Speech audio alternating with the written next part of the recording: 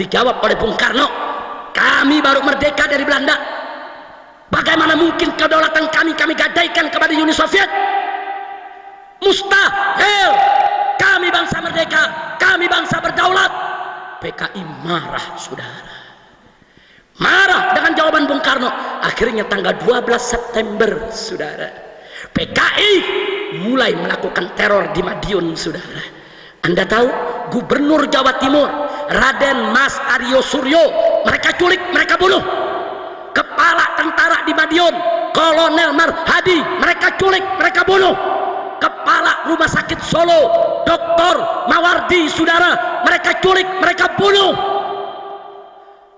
Bahkan, saudara, di tanggal 17 September mereka menyerang pondok pesantren almarhum Kiai Haji Sulaiman Zuhdi Afandi, saudara, di Magetan. Mereka serbu, santrinya mereka bantai, 108 orang mereka tangkap. Kiainya, ustadznya, lurahnya, camatnya, kepala polisinya, kepala tentaranya, 108 orang mereka seret ke pabrik gula Gorang Gareng, saudara, dan mereka sembelih satu persatu dan mereka masukkan ke dalam sumur di desa Koco, saudara, kecamatan Bendo, Kabupaten Magetan. Mereka bunuh karena Kiai tidak mendukung PKI, karena Kiai pro kepada Bung Karno dan Bung Hatta, saudara. Supaya kita tahu, besoknya setelah membunuh Kiai, saudara, tanggal 18 Septembernya mereka deklarasikan bahwa Madiun dan sekitarnya, saudara, menjadi negara baru dengan nama Negara Republik Soviet Indonesia. Assalamualaikum warahmatullahi wabarakatuh.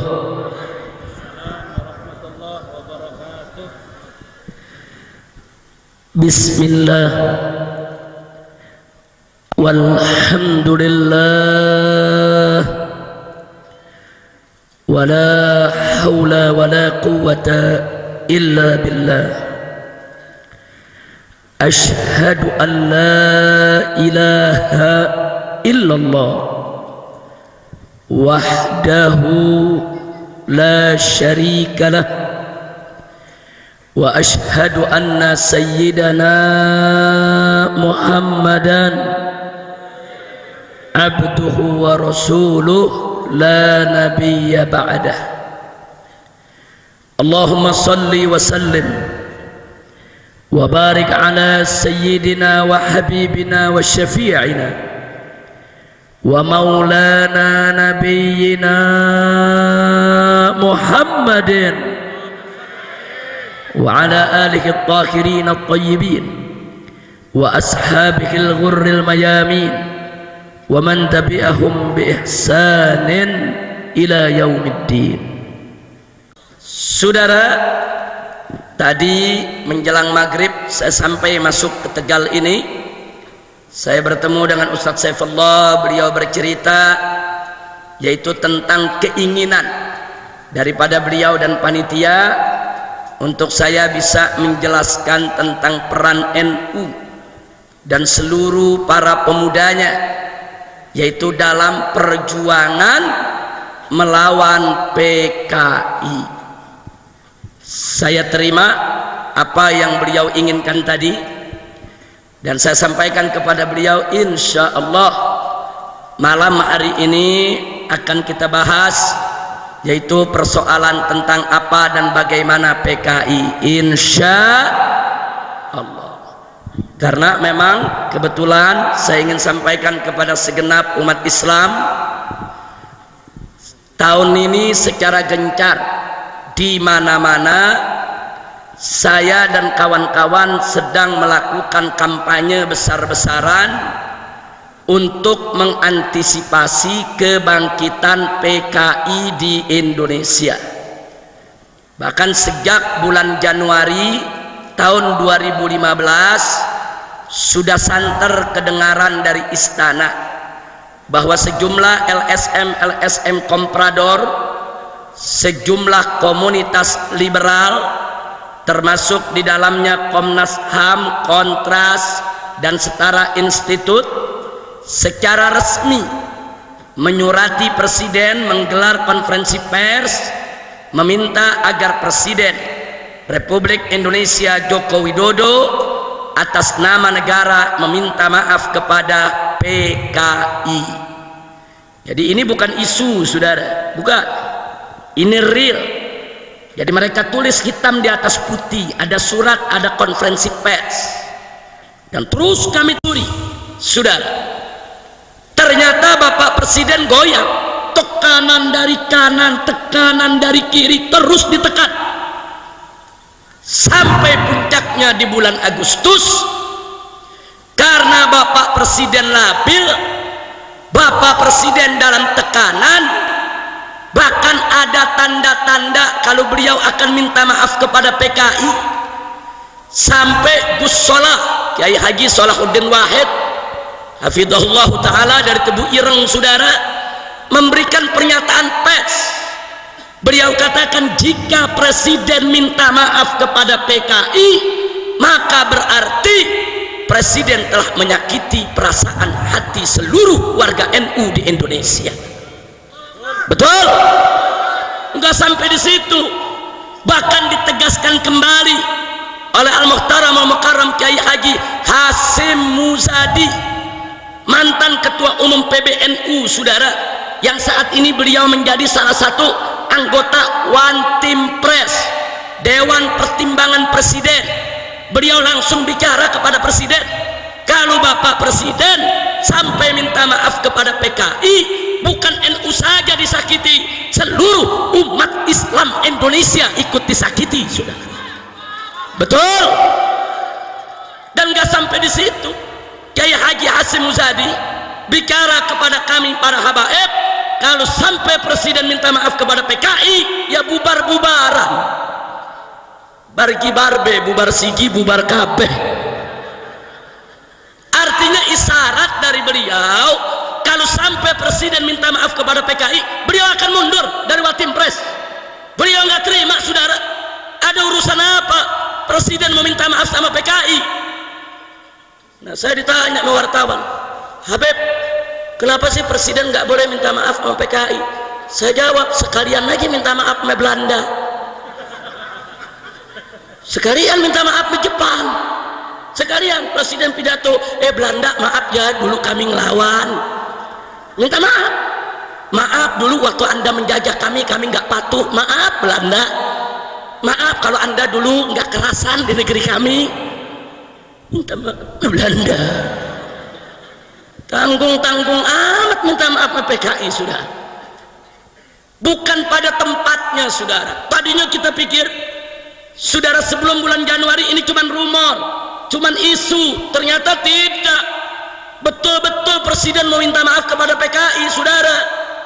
Akhirnya kami keliling, kami datang ke DPR, kami datang ke MPR, kami datang ke Panglima TNI, kami datang ke Kapolri, kami datang ke Pangkostrat, kami datang ke seluruh lembaga tinggi negara, saudara. Dan akhirnya tanggal 16 Agustus kami gelar parade tauhid yang diikuti oleh 500.000 umat Islam dari semua elemen, saudara. Ada NU-nya, ada Bansernya, ada Muhammadiyahnya, ada Persisnya, ada Wasdiyahnya. Rame-rame kita turun di Jakarta, kita putihkan di Jakarta, kita nyatakan haram Presiden minta maaf kepada PKI, saudara. Takbir, sallu ala nabi. Nah, sekarang pertanyaannya, kenapa sampai kita haramkan? Ada orang protes, Habib Rizik jangan sembarangan bilang haram. Kan ajaran Islam mengajarkan kita untuk saling memaafkan, minta maaf kepada orang, baik kita salah atau tidak salah. Kenapa Habib Rizik haramkan? Saudara, mereka yang bicara semacam itu tidak paham sejarah. Mereka nggak ngerti sejarah. Mereka tidak paham bagaimana dulu PKI, saudara, mengkhianati Republik ini. Saudara, kenapa saat ini banyak generasi muda kita yang tidak paham tentang PKI, saudara? Sebelum saya uraikan sejarah PKI secara tuntas, catat baik-baik, saudara. Pertama, sebelum reformasi tahun 1998, saudara, pengkhianatan itu masuk dalam kurikulum pendidikan nasional Indonesia, saudara. Dari SD sampai SMA, dari Sabang sampai Merauke, semua siswa-siswi, murid-murid pelajar Indonesia selalu diajarkan tentang pengkhianatan PKI di tahun 1948 dan di tahun 1965, saudara. Tapi begitu reformasi tahun 1998, pengkhianatan PKI hilang dari buku pelajaran, lenyap dari kurikulum, saudara. Yuk kita bertanya, apa yang harus kita tanyakan, saudara? Siapa itu orang kuat yang mampu menghapus PKI dari kurikulum, saudara? Kalau orang biasa, orang lemah, nggak bisa menghapus kurikulum PKI, saudara. Kurikulum PKI secara nasional dihapus sampai hari ini. Makanya pemuda-pemuda Indonesia, saudara, siapapun dia yang lahir di tahun 90-an, yang tahun 98 baru duduk di SD, sampai hari ini mereka tidak pernah mendapat pelajaran tentang pengkhianatan PKI. Mereka nggak tahu siapa PKI, saudara. Nggak sampai di situ. Sebelum tahun 1998, saudara, televisi nasional, baik itu TVRI maupun televisi swasta, diharuskan setiap tanggal 30 September untuk memutar ulang film dokumenter tentang pengkhianatan G30S PKI, saudara. Tapi setelah reformasi 98, semua televisi tidak ada lagi yang berani untuk memutar film dokumenter G30S PKI, dilarang. Pertanyaannya, siapa itu? Siapa yang punya kekuatan untuk melarang semua televisi, saudara? Itu bukan orang kecil, itu bukan orang biasa, itu orang kuat, baik secara keuangan, secara ekonomi maupun secara politik, saudara. Kalau dia orang lemah, nggak bisa, saudara. Dia larang televisi sampai hari ini tidak berani untuk memutar kembali film dokumenter pengkhianatan PKI. Waktu film itu disetel dari Sabang sampai Merauke, di kampung-kampung orang lihat, orang dengar, orang tonton, orang tahu kebiadaban PKI, saudara. Yang ketiga, saudara, semenjak reformasi tahun 98, saudara, Anda tahu apa yang hilang dari tengah-tengah kita? Dulu sebelum tahun 98, setiap orang akan menjadi pejabat publik, mau jadi bupati, mau jadi wali kota, saudara, mau jadi gubernur, mau jadi anggota dewan, baik dari DPR tingkat pusat sampai daerah, wajib untuk mengikuti litsus, saudara. Ada litsus. Apa itu litsus? Penelitian khusus. Si calon pejabat diperiksa, saudara, bagaimana kaitannya dengan PKI dari semua aspek, saudara, baik kekerabatan, pertemanan, pergaulan, sampai kepada pemahaman dan ideologinya, saudara. Kalau teridentifikasi seorang calon pejabat ada paham-paham PKI, ditolak, nggak bakal dilantik, dibatalkan. Tapi sekarang, saudara, di DPR RI kita punya daftarnya, tidak kurang dari 100 anggota DPR RI. Mereka adalah orang-orang yang sampai hari ini tetap mengkampanyekan ideologi PKI. Bisa jadi anggota DPR RI, bahkan ada yang bangga, dia ledek kita semua, saudara. Dia masuk ke salah satu partai, kemudian masuk menjadi anggota DPR RI, saudara. Kemudian setelah itu menjadi ketua salah satu komisi di DPR RI. Lalu dia buat buku, apa judulnya, saudara? Aku bangga jadi anak PKI.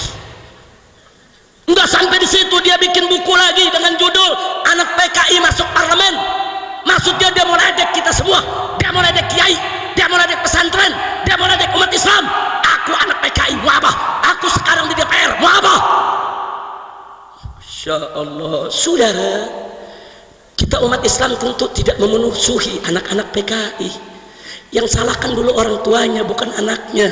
Dalam Islam tidak ada dosa keturunan, saudara. Tapi tolonglah anak-anak PKI tersebut, saudara, jangan lagi mengkampanyekan ideologi bapaknya. Sudahlah, mafat-tafat, Yang sudah berlalu biarkan dia berlalu. Bapaknya dulu salah, ya sudah salah, doakan saja semoga diampuni oleh Allah. Tinggal anak-anaknya jangan melanjutkan ideologinya, saudara. Ayo menyatu dengan umat Islam. Silakan mereka ikut NU, ikut Muhammadiyah, ikut majelis taklim, anak-anaknya masuk pesantren biar besok bisa jadi ustadz, jadi kiai, saudara. Kita tidak memusuhi mereka, tidak. Saya juga tidak setuju kalau anak-anak keturunan PKI dipres, ditekan, dimusuhi, hak politiknya dikebiri. Nggak boleh. Mereka punya hak ekonomi, hak politik, hak sosial yang tidak boleh kita ganggu. Tapi syarat, mereka tidak boleh lagi mengkampanyekan ideologi PKI. Mereka tidak boleh lagi memperjuangkan kebangkitan PKI. Mereka tidak boleh lagi menghidupkan PKI di Republik ini. Betul? Takbir. Sallu ala nabi. Jadi saudara, pertanyaannya, siapa itu yang menghapus litsus itu dari DPR, saudara? Dari pejabat publik, saudara? Itu bukan orang biasa. Kalau orang biasa nggak bisa menghapus litsus, saudara. Itu orang yang punya kekuatan politik, kekuatan ekonomi, kekuatan uang, saudara. Makanya di sini perlu saya katakan, kalau ada pejabat atau siapapun mengatakan, saudara tidak usah cerita PKI, PKI masa lalu, PKI sudah finish, PKI mustahil bangkit kembali, bohong, saudara. Kalau ada yang bicara semacam itu, mereka sedang meninak bobokan masyarakat Indonesia supaya kita lalai, supaya kita tidak waspada, supaya PKI dengan leluasa bangkit kembali di tengah-tengah kita. Dan ini kenyataannya, saudara. Insya Allah, gara-gara kita pikir, oh PKI udah selesai, PKI udah habis, PKI mustahil bangkit lagi, saudara. Tahu-tahu apa yang terjadi? Kurikulum pengkhianatan PKI hilang dari sekolah, film dokumenter pengkhianatan PKI hilang dari televisi, saudara. Litsus, penelitian khusus untuk calon pejabat, saudara, dihapuskan, saudara. Hati-hati, saudara, mereka sedang menyusun kembali kekuatan, saudara. Maka jangan salahkan saya kalau saya mengatakan, mereka mengatakan komunis sudah habis, komunis sudah selesai. Mereka sebetulnya sedang meninak bobokan kita supaya kita lalai, supaya kita tidak waspada. Nah, buktinya sekarang kita lihat, kalau kita buka internet, berapa banyak anak-anak muda kita yang tidak tahu PKI, bela PKI, saudara, atas nama hak asasi manusia, atas nama kebebasan, saudara. Berapa banyak mereka bela-bela PKI. Mereka bilang PKI baik, PKI pejuang, PKI pahlawan, PKI revolusioner. Karena itu pada malam hari ini, yuk kita belajar dari sejarah. Allah berfirman dalam Al-Quranul Karim, faqala ta'ala, fa'tabiru ya ulil absar. Ambillah pelajaran, wahai mereka yang punya akal pikiran, punya hati nurani. Jangan lalai dari sejarah kita, saudara. Karena Nabi berpesan, orang beriman itu tidak jatuh dalam satu lubang dua kali, saudara. Jangan sampai nanti kita jatuh lagi, terjebak oleh paham-paham PKI yang ingin menghancurkan kita, saudara. Nggak sampai di situ, umat Islam, saudara, harus merapatkan barisan. Jangan melulu kita ribut soal khilafiyah di antara kita, saudara. Jangan. Yuk kita rapatkan barisan kita, kita satukan potensi kita, saudara. Karena jika kita tidak bersatu dari hari ini, besok begitu PKI bangkit, kita hanya akan menjadi korban mereka, saudara. Hati-hati Pak Bu ya. Maka itu saya mau tanya pada malam hari ini, siap untuk mengkaji soal PKI? Saya mau tanya semua, siap mengkaji soal PKI? Mau tahu PKI? Betul? Takbir. Sallu ala nabi. Saya akan uraikan soal PKI secara rinci. Nanti Anda yang menilai, saudara, apakah presiden pantas minta maaf kepada PKI atau tidak. Nanti Anda yang menilai, apakah PKI itu pejuang atau pecundang, apakah PKI itu pahlawan atau bajingan, saudara. Nanti Anda yang menilai. Saya hanya memberikan informasi sejarah yang bisa dipertanggungjawabkan, bukan konon katanya, saudara. Tidak, ada arsipnya, ada dokumennya, ada foto-fotonya, saudara, arsip nasional. Nah, karena itu, saudara, di awal ceramah ini juga saya ingin mengingatkan kepada semua akan amanat Allah Subhanahu wa taala dalam Al-Qur'an. Faqala ta'ala wa'tasimu bihablillahi jami'a wala tafarraqu. Berpegang teguhlah kamu sekalian kepada hablullah, tali Allah, agama Allah, hukum Allah, aturan Allah, dan jangan sekali-kali kamu berpecah belah. Kita harus bersatu dalam iman dan Islam, kita harus bersatu dalam akidah, kita harus bersatu dalam menegakkan Islam, kita harus bersatu dalam menegakkan hukum Allah, kita harus bersatu dalam iman dan takwa kepada Allah Subhanahu wa ta'ala. Saya mau tanya semua, siap bersaudara? Siap bersatu? Siap bela Allah dan Rasulnya? Siap bela Islam? Siap bela negara Indonesia? Takbir! Sallu ala Nabi. Allahumma salli wa sallim wa barik alaih. Kita mulai, saudara. Perhatikan baik-baik, khususnya generasi muda yang mau tahu tentang PKI, dan nanti kita lihat bagaimana dahsyatnya peran NU dan Banser dalam melawan PKI, saudara. Kita mulai dari tahun 1914, saudara. Sebelum kemerdekaan Indonesia, 85 tokoh komunis dari Belanda datang ke Indonesia mendirikan Perserikatan Buruh Sosialis Demokratik, saudara. Diberi nama ISDV. ISDV itu singkatan dari Industri Sosialis Demokratik Vereniging, yang artinya Serikat Buruh Sosialis Demokratik yang berpaham komunis, yang berkiblat kepada Uni Soviet. Kenapa ISDV ini didirikan di Indonesia oleh 85 tokoh komunis Belanda? Karena Partai Sosialis di Belanda hendak menggoyang pemerintahan Hindia Belanda, saudara. Kenapa mau digoyang? Karena pemerintahan Hindia Belanda, saudara, berpaham kapitalis. Jadi mereka mau goyang stabilitas politik untuk mereka jatuhkan pemerintah kapitalis yang berkuasa, agar mereka bisa kudeta ganti dengan pemerintahan komunis Belanda, saudara. Dan mereka melihat bahwa ladang Belanda ada di Indonesia. Belanda mengambil segala kekayaan Indonesia, rempah-rempah, segala macam produk pertanian, ladang, persawahan, kekayaan Belanda diambil dari Indonesia, saudara. Maka itu tokoh-tokoh komunis ini melihat goyang Indonesia, niscaya goyang pemerintahan Hindia Belanda. Kalau pemerintah Hindia Belanda sudah goyang, rubuhkan kapitalis, ganti dengan komunis, saudara. Itu manifesto politik mereka, saudara. Didirikanlah dan dipimpin oleh tokoh komunis Belanda yang bernama Henk Sneevliet, saudara. Apa yang dilakukan oleh serikat buruh ini? Dia merekrut para petani dan para buruh di kampung-kampung, saudara. Buru-buru perkebunan, buru-buru pelabuhan, saudara, buru-buru stasiun, terminal, di mana-mana, pabrik-pabrik.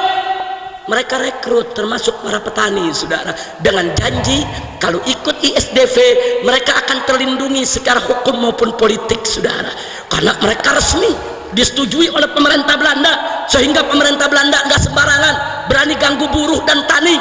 Dengan janji itu, saudara, berapa banyak rakyat yang tergoda, terjebak ikut ISDV, saudara, karena ada janji perlindungan, ada janji keamanan, saudara. Mereka ikut rame-rame. 3 tahun kemudian, di tahun 1917, saudara, ISDV terang-terangan membentuk DSI, Dewan Soviet Indonesia, saudara. Dia tunjukkan warnanya kalau dia bekerja sama dengan Uni Soviet, yang ketika itu menjadi biang komunisme internasional, biang komunisme dunia, saudara. Ternyata ISDV dilindungi secara politik internasional oleh Uni Soviet. Lalu apa yang terjadi setelah itu, saudara? Atas arahan Uni Soviet, di tahun 1917 ISDV menggerakkan petani, menggerakkan buruh. Mereka tes gas, mereka coba-coba, saudara, bikin percobaan kerusuhan. Mereka bakar pabrik, mereka bakar perkebunan, mereka bakar pertokoan, saudara, di mana-mana. Tes gas, mereka mau uji coba, saudara, bisa tidak menggoyang Belanda, saudara.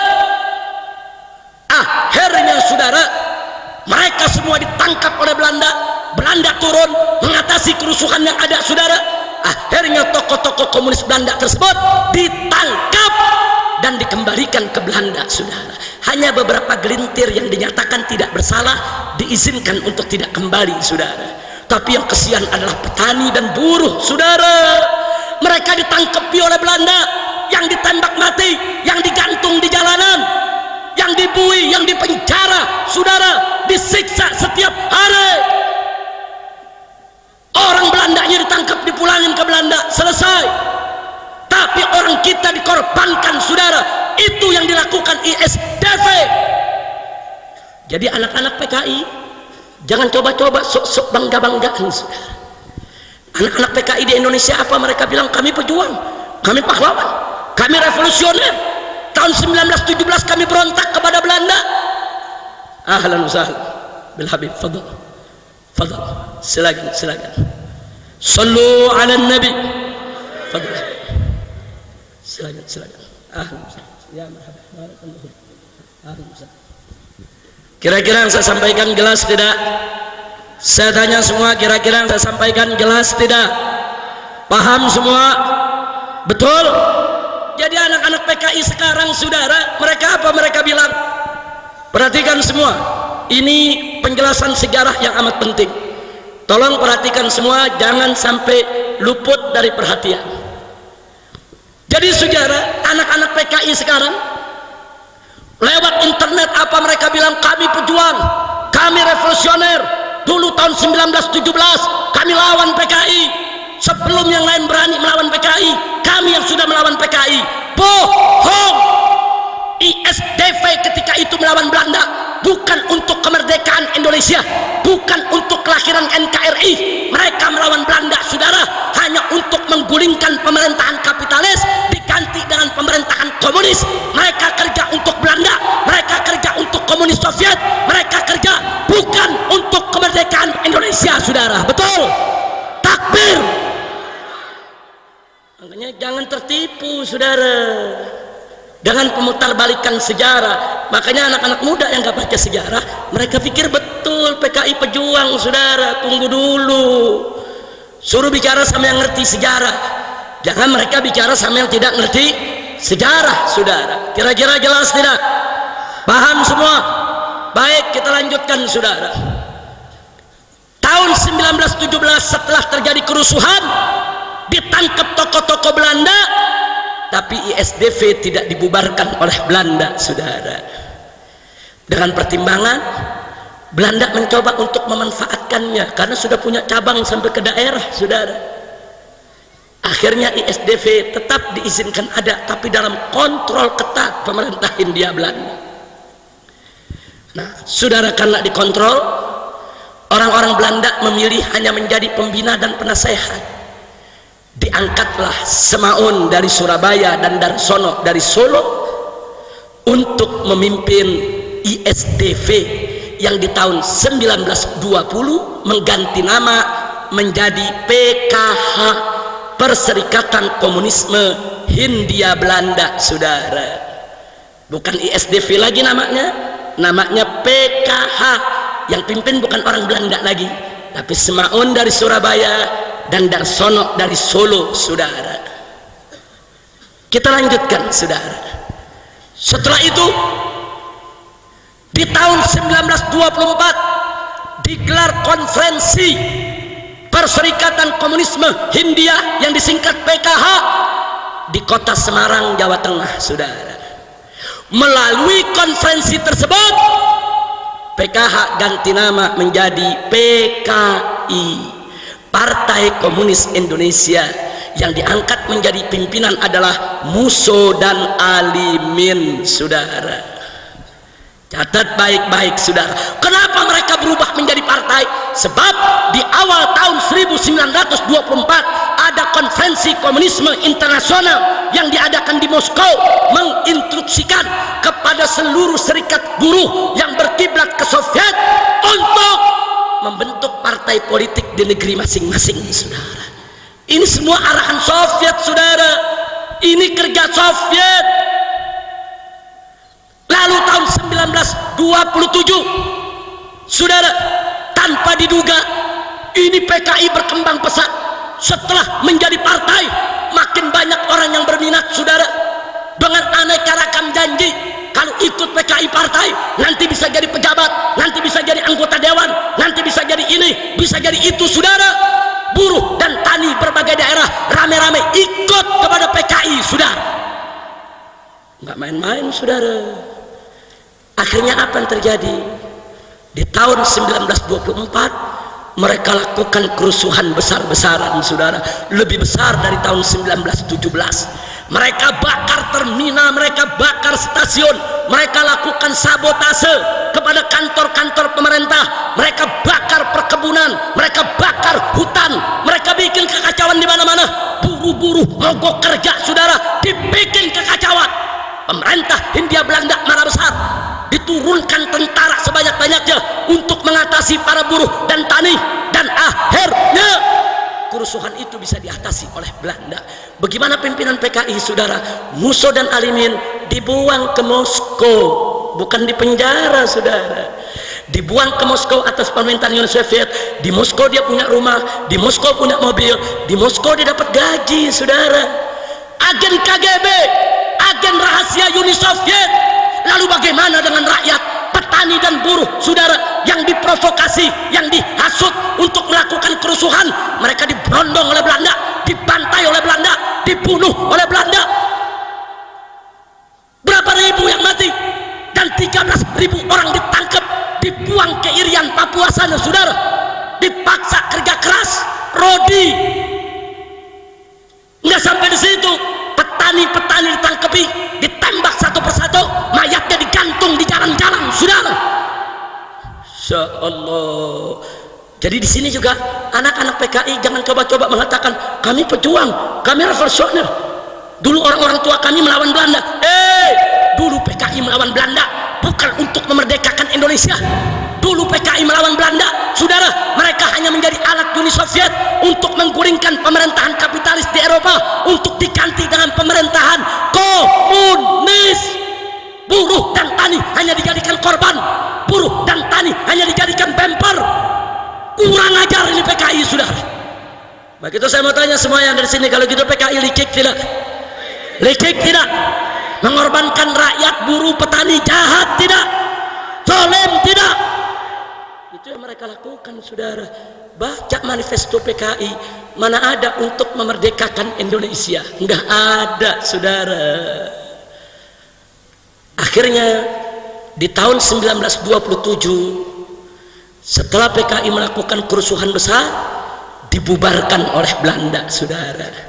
Sejak saat itu finish PKI tidak ada, saudara. Bagaimana nasib Musso, Alimin? Tinggal di Uni Soviet, saudara. Dibina, dididik oleh KGB. Dan setiap tahun Musso dan Alimin selalu hadir dalam konferensi komunis internasional di Berlin, Jerman, di Beijing, Cina, dan di Moskow, Uni Soviet, mengatasnamakan Indonesia, saudara. Jadi biar anda tahu, ini kaki tangan Uni Soviet, tapi mereka nggak balik ke Indonesia, saudara. Singkat cerita, menjelang kemerdekaan Republik Indonesia tahun 1945, tokoh-tokoh nasional bersama para kiai kita kumpul musyawarah, saudara, untuk merumuskan bagaimana kelak bentuk dan dasar negara Indonesia jika merdeka, saudara. Siapa yang terlibat di sana? Satu, almarhum wal maghfurullah Kiai Haji Abdul Wahid Hashim, putra pendiri NU, Hadratus Syekh Al-Alimul Allamah Kiai Haji Hasim Asy'ari radhiyallahu taala anhu wa an jami'il muslimin. Tokoh nomor satu NU hadir, saudara, dalam musyawarah untuk melahirkan NKRI. Yang kedua adalah almarhum wal maghfurullah Kiai Haji Abdul Qahar Mudzakkir, pimpinan Muhammadiyah ketika itu, saudara. Dan yang ketiga adalah almarhum wal maghfurullah Kiai Haji Agus Salim, yang ketika itu menjadi pimpinan Sarekat Islam, saudara. Ini trio kiai, ini trio ulama, saudara, luar biasa. Kenapa Bung Yamin, Bung Hatta berbulan-bulan berdebat dengan Kiai kita tiga ini untuk bicara dasar negara nggak menang, saudara. Nggak menang. Bagaimana Bung Hatta, Bung Karno, Bung Yamin mau menang berdebat sama kiai yang hafal Quran? Al-Quran 30 juz dihafal, apalagi Pancasila 5 butir. Betul? Betul? Makanya nggak menang, saudara. Bung Hatta, Bung Karno, Bung Yamin ngotot Indonesia harus menjadi negara sekuler, saudara. Sebagaimana tadi Ibu Nyai, wakil bupati kita mengatakan negara nggak bisa dipisah dari agama. Itu prinsip NU dari semenjak berdiri, saudara. Ketika itu Bung Hatta, Bung Karno, Bung Yamin minta negara-negara, agama-agama, politik-politik, agama-agama nggak boleh ada, ini harus menjadi negara sekuler. Ditentang oleh Kiai Haji Wahid Hasim, ditentang oleh Kiai Haji Agus Salim, ditentang oleh Kiai Haji Abdul Qahar Mudzakkir. Tiga ulama ini bersatu, saudara, supaya Indonesia lahir tetap ada di rel agama. Akhirnya mereka berhasil bahwa Indonesia negara berdasarkan ketuhanan. Bahkan ketika itu, saudara, pada tanggal 22 Juni tahun 1945 yang disepakati oleh para founding father, para pendiri bangsa Indonesia adalah Indonesia berdiri atas dasar ketuhanan dengan kewajiban menjalankan syariat Islam bagi pemeluk-pemeluknya, tidak dipaksa buat orang di luar Islam. Tapi pada tanggal 17 Agustus begitu kita merdeka, Jepang tidak terima ada syariat, saudara. Ditekan Bung Karno, ditekan Bung Hatta, ditekan Bung Yamin supaya syariatnya dihapus, saudara. Akhirnya tanggal 18 Agustus digelar lagi sidang. Sayang sejuta sayang, saya harus kabarkan kepada masyarakat NU yang ada di Tegal, begitu dikelar musyawarah kembali, trio ulama nggak diundang lagi, saudara. Kiai Haji Wahid Hasim tidak hadir, Kiai Haji Abdul Qahar Mudzakkir tidak hadir, Kiai Haji Agus Salim tidak hadir. Kenapa mereka bertiga tidak diundang? Karena Bung Hatta, Bung Yamin, dan juga saudara Bung Karno, mereka tahu kalau tiga kiai ini diundang nggak menang berdebat, saudara. Mereka udah tahu kok, berbulan-bulan berdebat sama kiai soal dasar negara, saudara, nggak menang. Akhirnya ketuhanan diganti, ketuhanan dengan kewajiban menjalankan syariat Islam bagi pemeluk-pemeluknya, dengan kewajiban dan seterusnya dicoret, dihapus, saudara. Hanya tinggal ketuhanan. Tapi ketika itu orang-orang NU yang hadir, walaupun tidak sekaliber Kiai Hasim, Kiai Wahid Hasim, orang-orang Muhammadiyah yang hadir termasuk Ki Bagus, saudara, mereka protes, mereka tentang, terjadi perdebatan. Akhirnya kelompok Islam mengalah, tapi dengan syarat boleh dihapus dengan kewajiban menjalankan syariat Islam bagi pemeluk-pemeluknya, tapi syarat ketuhanannya ditambah yang Maha Esa. Bung Karno setuju, Bung Hatta setuju, saudara. Begitu juga Bung Yamin. Jepang juga nggak keberatan, saudara. Inilah, saudara, inilah pertolongan Allah. Wa yamkuruna wa yamkurullah wallahu khairul makirin. Mereka berusaha menghapus syariat dari dasar negara, dihapus, tapi tanpa mereka sadari syariat dihapus, tauhid yang datang, saudara.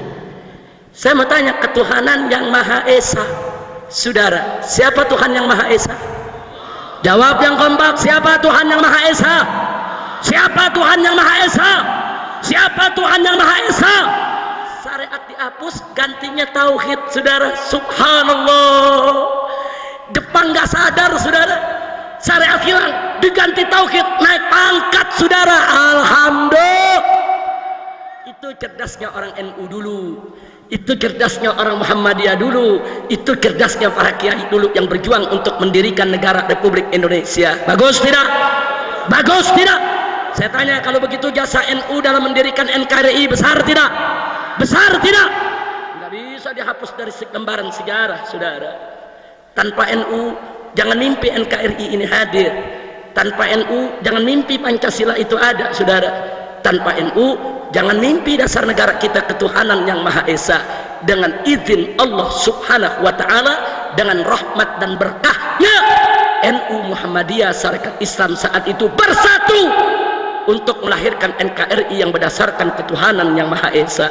Sekali lagi bersyukur, alhamdulillah. Kira-kira jelas tidak? Nah, saya mau tanya, ada PKI ikut rapat? Enggak ada. Ada PKI ikut musyawarah? Enggak ada. Saudara, PKI udah bubar. Musuh Alimin ada di Soviet, saudara. Nggak ada mereka ikut merumuskan lahirnya negara kesatuan Republik Indonesia. Nggak ada PKI ikut rapat, nggak ada PKI ikut musyawarah, nggak ada PKI ikut sidang melahirkan negara. Tidak ada. Yang melahirkan negara Republik Indonesia adalah saudara Kiai Haji Wahid Hashim, Kiai Haji Abdul Qahar Mudzakkir, Kiai Haji Agus Salim, Bung Karno, Bung Hatta, Bung Yamin, dan kawan-kawan yang ikut dalam sidang BPPKI, saudara. Itu yang melahirkan Republik Indonesia. Tidak ada PKI. Kira-kira jelas tidak? Paham tidak? Alhamdulillah. Ada PKI ikut dalam melahirkan Republik? Tidak ada, saudara. Lanjut. Panjang ini. Lanjut jangan. Udah malam. Udah terus. Mau hujan. Warabobo. Lanjut. Nih bisa panjang sampai pagi nih. Boleh sampai pagi? Boleh sampai pagi? Ente sampai pagi, aneh pulang. Masya Allah. Baik, kita lanjutkan, saudara. Tibalah kemerdekaan Republik Indonesia pada tanggal 17 Agustus tahun 1945.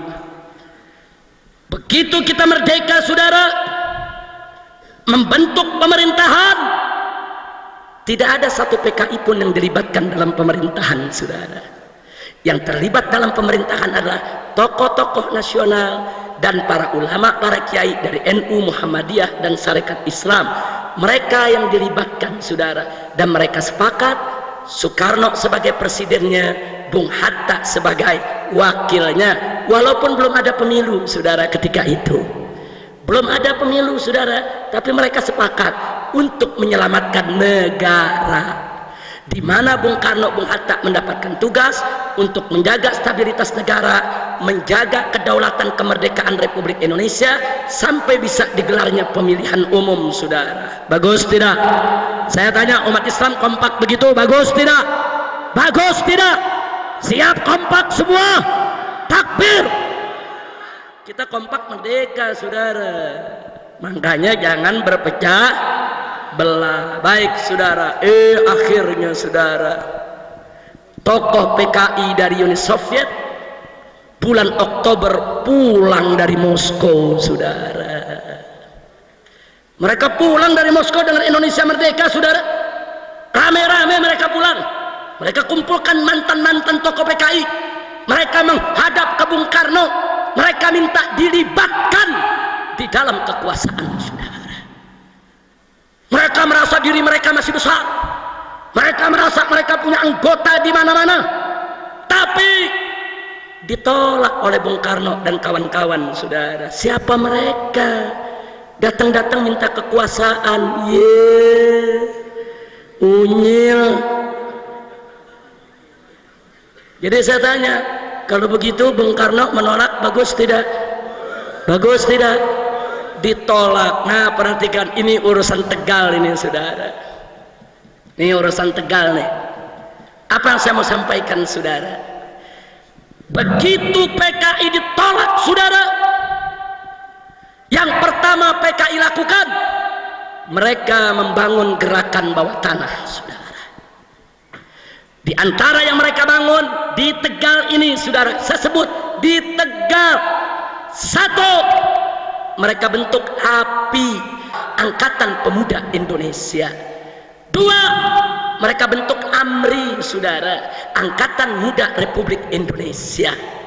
Mereka bentuk di Tegal sampai ke Selawi, saudara. Mereka bentuk di Tegal, lurah-lurah dan camat-camat mereka datangi. Mereka paksa untuk ikut PKI. Yang nggak mau mereka ancam untuk dibunuh. Ada lurah di Tegal yang diculik dibunuh, camat di Tegal yang diculik dibunuh, saudara, karena tidak mendukung PKI. Bukan hanya di Tegal, termasuk di Banten, saudara. Bahkan di Banten mereka rebut Kabupaten Tangerang, mereka tangkap, saudara, bupatinya, mereka usir, yaitu, saudara, bupatinya adalah Agus Patmanegara. Nggak sampai di situ, satu tokoh nasional di wilayah Tangerang karena tidak setuju dengan PKI dibunuh, yaitu Otto Iskandar Dinata, saudara. Mereka bunuh. Yang tidak dukung PKI mereka bunuh. Kenapa mereka menciptakan teror dari Tegal ke Brebes, ke Banten, ke Tangerang, saudara? Supaya Bung Karno goyang, nerima mereka dalam kekuasaan. Ini kan negara baru merdeka, saudara. Bung Karno belum kuat, tentara belum kuat, saudara. Modal Bung Karno dukungan NU, modal Bung Karno dukungan Muhammadiyah, modal Bung Karno dukungan Syarikat Islam, saudara. Tentara nih masih baru dibentuk, saudara. Dirongrong. Akhirnya tanggal 21 Oktober tahun 1945 PKI mendeklarasikan diri kembali di Indonesia, saudara. Dia berdiri lagi sebagai partai. Nggak bisa dilarang. Dia lawan Bung Karno. Begitu bulan Oktober tanggal 21 berdiri, saudara, Bung Karno tetap tidak akui mereka. Akhirnya PKI merebut keresidenan Pekalongan, saudara. Mulai dari Brebes, Tegal, Comal, Pemalang, Pekalongan, Batang dikuasai oleh PKI. Tentara-tentara di Tegal ditangkepi, lurah camat di Tegal ditangkepi, dibunuh, kiai-kiai coba melawan, disembelih, saudara. Nggak main-main, saudara. Supaya Anda tahu apa mereka lakukan. Kenapa mereka begitu, saudara? Kenapa mereka begitu? Kenapa mereka lakukan itu semua, saudara? Bahkan Bupati Lebak, Raden Hardi Winangun, saudara, mereka bunuh, mereka sembelih. Kenapa mereka lakukan? Mereka menekan Bung Karno supaya mereka dilibatkan dalam kekuasaan, saudara. Dan akhirnya mereka berhasil, saudara. Tahun 1947 Bung Karno berunding dengan PKI. Akhirnya sepakat, presidennya Bung Karno, wakil presidennya Bung Hatta, dan perdana menterinya adalah Amir Sarifuddin, tokoh PKI. Amir Sarifuddin Harahap, saudara, asal dari Sumatera Utara tapi berkawan akrab dengan Musso dan Alimin, saudara. Dia menjadi perdana menteri.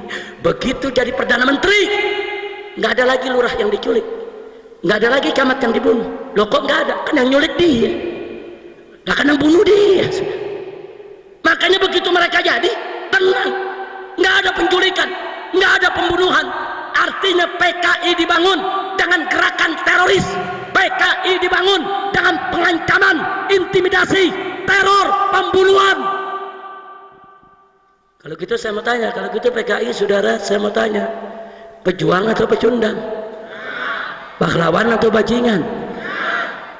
Nggak sampai di situ, saudara.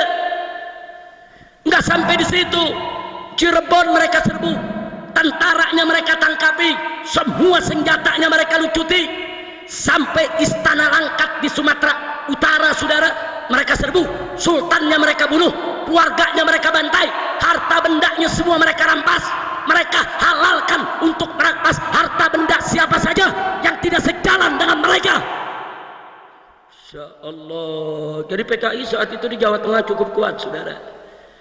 NU di Jawa Tengah ketika itu cukup terjepit, saudara, tapi NU tetap solid. Pembelaannya terhadap ulama luar biasa, khususnya para pemuda Ansor dan Banser, saudara. Lanjut. Para ulama marah, NU marah, Muhammadiyah marah, Syarikat Islam marah, protes. Kenapa PKI bisa menjadi perdana menteri, saudara? Tapi Bung Karno menenangkan. Bung Karno ini orangnya baik, husnudzon, berpikir untuk negara. Apa kata Bung Karno? Kalau mereka bisa kita rangkul untuk kedaulatan negeri kita, kenapa tidak? Ini Belanda ngancam mau datang lagi. Jangan sampai nanti Belanda datang kita pecah belah. Sudahlah kita rangkul, yang penting kita bersatu untuk lawan Belanda, saudara. Ingat, Bung Karno, saudara, ketika itu posisinya masih lemah, baru merdeka. Jadi Bung Karno harus berpikir panjang untuk tidak menciptakan konflik sesama anak bangsa, saudara. Wajar, makzur, nggak bisa disalahkan saat itu putusan Bung Karno, saudara. Jelas tidak? Tapi akhirnya PKI memanfaatkan kesempatan sepanjang tahun 1947, saudara. Begitu Amir Syarifuddin menjadi Perdana Menteri, saudara, itu kepala-kepala dinas di pegawai negeri sipil diganti dengan kader-kader PKI, komandan-komandan polisi, komandan-komandan tentara diganti dengan kader-kader PKI. PKI masuk angkatan darat, PKI masuk angkatan laut, PKI masuk angkatan udara, PKI masuk ke pegawai negeri, semua angkatan PKI masuk, saudara. Marah para ulama, saudara, tapi ditenangkan oleh Bung Karno. Ulama minta supaya PKI ini kabinetnya dibubarkan, tapi Bung Karno nggak bisa kerjakan itu, saudara. Tekanan PKI terlalu kuat. Akhirnya kesempatan itu datang tanggal 17 Januari tahun 1948. Pemerintah Indonesia melakukan perjanjian dengan pemerintah Belanda. Dalam perjanjian Renville, saudara, keputusannya merugikan Indonesia, merusak kedaulatan bangsa. Akhirnya ulama tidak tahan, rame-rame datang ke Bung Karno, termasuk Bung Hatta, mengancam Bung Karno, kalau kabinet PKI tidak dibubarkan, Amir Syarifuddin tidak diberhentikan, kami semua mundur dari kabinet Soekarno, saudara. Karena diancam, Soekarno tidak punya pilihan. Amir Syarifuddin diberhentikan dari Perdana Menteri, kabinetnya dibubarkan, saudara. Lalu siapa jadi Perdana Menteri? Bung Hatta merangkap Perdana Menteri, di samping beliau menjadi wakil presiden. Lalu apa yang dilakukan oleh Bung Hatta, saudara?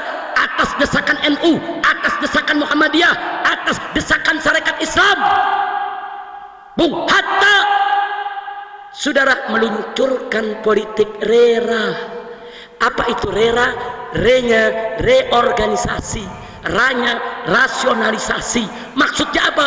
Semua kader PKI di pegawai negeri sipil diberhentikan oleh Bung Hatta.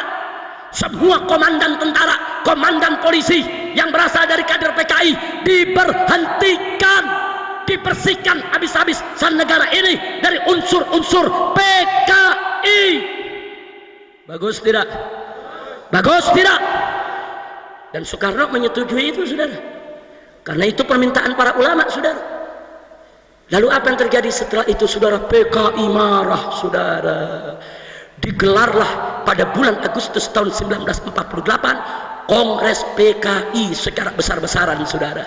Hasilnya, saudara, tanggal 5 September Musso datang menghadap ke Bung Karno. Apa Musso bilang? Kami PKI minta kepada presiden untuk berkiblat kepada Uni Soviet. Nggak apa-apa PKI nggak masuk dalam kekuasaan, tapi kiblat Indonesia harus ke Uni Soviet, saudara. Dijawab oleh Bung Karno, kami baru merdeka dari Belanda, bagaimana mungkin kedaulatan kami gadaikan kepada Uni Soviet? Mustahil. Kami bangsa merdeka, kami bangsa berdaulat. PKI marah, saudara, marah dengan jawaban Bung Karno. Akhirnya tanggal 12 September, saudara, PKI mulai melakukan teror di Madiun, saudara. Anda tahu, Gubernur Jawa Timur Raden Mas Aryo Suryo mereka culik, mereka bunuh.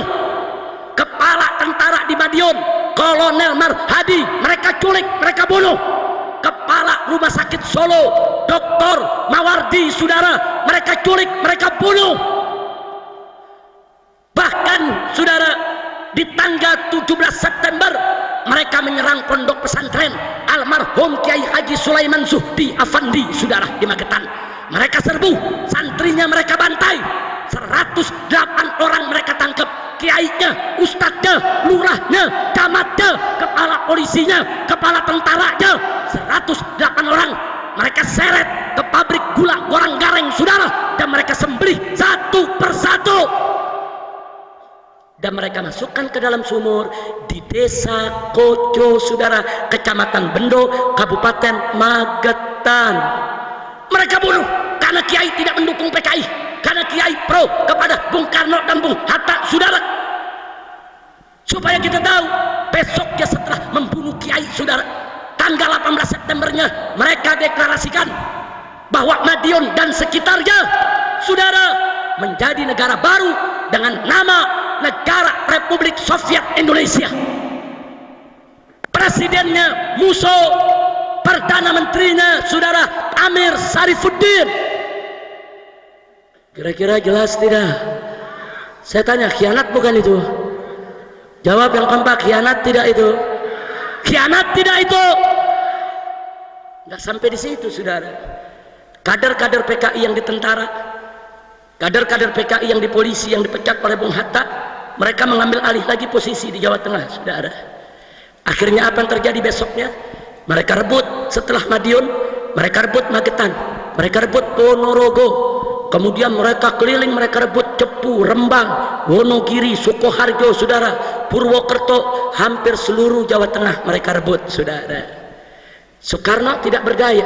Soekarno panggil Panglima Besar Jenderal Sudirman, ditugaskan oleh Bung Karno untuk menyelesaikan persoalan Jawa Tengah harus dipulihkan. Sementara tentara-tentara di Jawa Tengah sudah dilucuti oleh PKI, saudara. Akhirnya tentara Siliwangi dari Jawa Barat dan tentara dari Jawa Timur semua merapat ke Jawa Tengah di bawah pimpinan Panglima Besar Jenderal Sudirman. Tanggal 30 September Madiun direbut kembali oleh Panglima Besar Jenderal Sudirman, saudara. Dan akhir bulan November baru seluruh Jawa Tengah bisa dikuasai kembali oleh NKRI, saudara. Tapi apa yang terjadi? Begitu 30 September PKI terusir dari Madiun, mereka meluncur ke arah Magetan. Sepanjang jalan mereka bantai penduduk, sepanjang jalan mereka bunuh orang, sepanjang jalan mereka tangkap, mereka ikat, mereka seret, saudara. Ribuan orang mereka tawan, ribuan orang mereka sandera, mereka bawa ke pabrik gula Goranggareng dan ke pabrik gula Alas Tewu, saudara. Satu persatu disembelih. Saking banyaknya yang disembelih, darah yang mengalir sampai ke betis kaki manusia, saudara. Ini PKI ini, saudara. Kiai dibunuh, pesantren dibakar, jenderal dibunuh, pejabat dibunuh. Ini PKI. Tapi alhamdulillah, saudara, bulan November Musso Alimin tertangkap dan dihukum mati, dieksekusi oleh tentara, saudara. Dan seluruh Jawa Tengah akhirnya bisa diambil alih kembali. Alhamdulillah. Saya mau tanya jujur, kira-kira PKI kalau udah begitu pantasnya dibubarin tidak? Jujur, jawab yang kompak. Bubarin jangan? Bubarin jangan? Khianat tidak? Zalim tidak? Biadab tidak? Tapi sayang, sejuta sayang, Bung Karno memutuskan tidak membubarkan PKI, saudara. NU protes, Muhammadiyah protes. Apa jawab Bung Karno? Yang salah kan yang di Madiun, PKI yang lain kan nggak terlibat. Jangan kesalahan sebagian oknum dilimpahkan kepada semua PKI. Itu alasan Bung Karno, saudara. Akhirnya PKI tidak dibubarkan, melainkan PKI menggelar kongres kembali tahun 50 dan mengganti kepemimpinan, saudara. Karena Musso udah dihukum mati, Alimin udah dihukum mati. Kali ini yang memimpin adalah DN Aidit, Dipo Nusantara Aidit, saudara. Dan satu lagi adalah Nyoto. Tahun 50, saudara, mereka menjadi pimpinan PKI. Apa yang mereka buat, saudara? Ini mereka habis berontak, habis bunuh orang, habis bantai kiai. Bagaimana caranya supaya rakyat melupakan itu, saudara? Mereka tahu rakyat cinta Bung Karno, rakyat hormat Bung Karno. Akhirnya mereka memakai politik, jilat habis-habisan Bung Karno, saudara. Mereka pakai politik menjilat, saudara. Mereka jilat, mereka banggakan Bung Karno, mereka puji-puji Bung Karno, segala program Bung Karno mereka dukung. Tidak ada mereka tolak. Siapa nyerang Bung Karno, mereka lawan habis-habisan. Dan mereka berhasil mengambil hati Bung Karno, saudara. Akhirnya Bung Karno sangat akrab kepada mereka, sehingga akhirnya mereka diizinkan untuk ikut pemilihan umum pertama di Indonesia tahun 1955. Begitu ikut pemilu, mengejutkan. Mereka menang jadi 4 besar, saudara. Ketika itu 4 besar partai, saudara, yang menang pemilu, saudara, NU, Masyumi, PNI, partainya Bung Karno, dan PKI. 4 besar Saat itu saudara yang milih PKI 1.500.000 orang. Itu anggota PKI di Indonesia saudara. Di tahun 55 mereka bisa bangkit lagi saudara. Akhirnya setelah pemilu 55 saudara, di tahun 57 ulama melihat PKI ini berbahaya. PKI ini masuk ke kampung-kampung, menipu orang, menjebak orang, menyerang agama saudara, menyerang kaum sarungan, menghina kiai. Akhirnya digelarlah musyawarah ulama Indonesia di Palembang pada tahun 1957 saudara. Hasilnya meminta kepada Presiden Bung Karno untuk membubarkan PKI.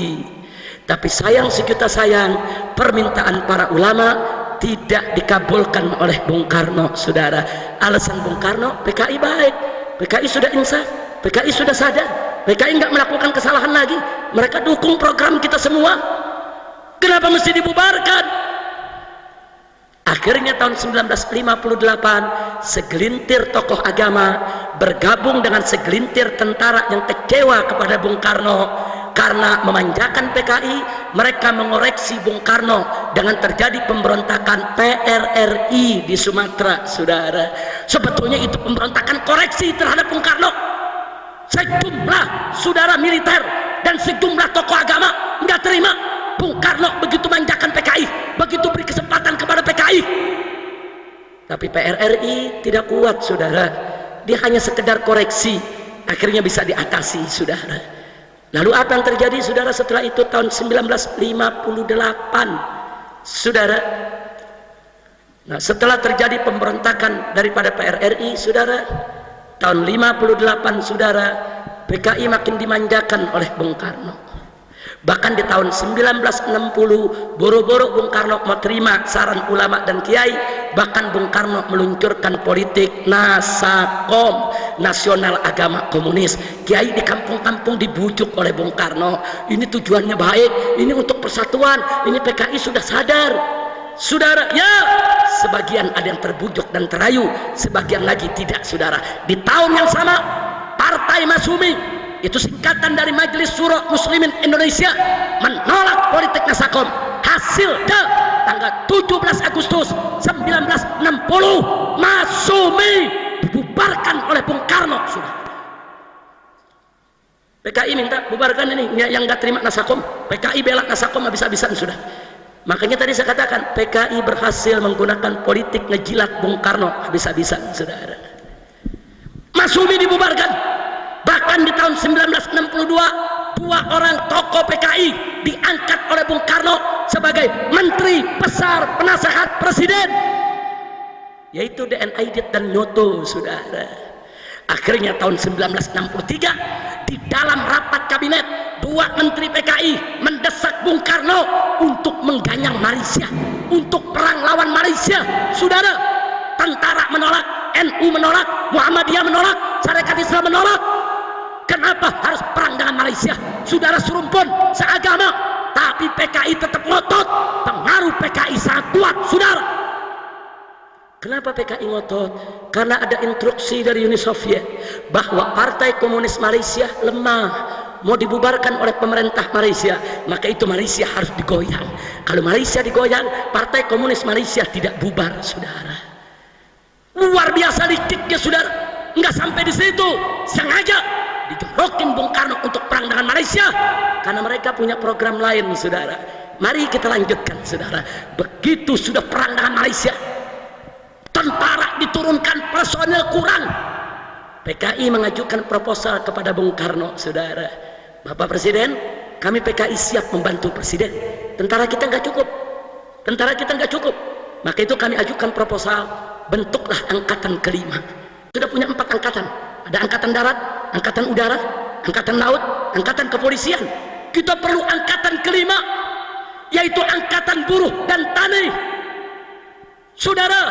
Buruh dan tani yang terdidik hanya buruh dan tani PKI saudara. Buruh dan tani yang ngerti organisasi hanya buruh dan tani PKI saudara. Dan Soekarno mengabulkan itu saudara. Kalau anda jalan-jalan ke Jakarta, mampir sebentar di Menteng Perapatan saudara, di sana ada patung tani petaninya bawa bedil laras panjang dan bawa pistol pendek di pinggangnya, saudara. Petani bawa pacul, bukan bawa pistol, saudara. Itu patung PKI yang dibuat di zaman Bung Karno sebagai lambang kejayaan PKI. Sampai hari ini patung itu masih tetap bercokol di Jakarta, saudara. Jadi kita bicara ada fakta, kita nggak bicara konon katanya, saudara. Buka sejarah, saudara. Lalu apa yang terjadi? GPII, Gerakan Pemuda Islam Indonesia, saudara, tidak terima, saudara, adanya angkatan kelima, karena itu angkatan PKI.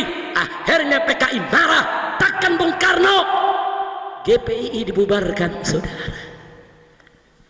Jadi ulama minta PKI yang dibubarin ke Bung Karno, bukan PKI. Mas Umi, GPI, saudara, nggak sampai di situ, saudara. Bahkan di awal tahun 1964,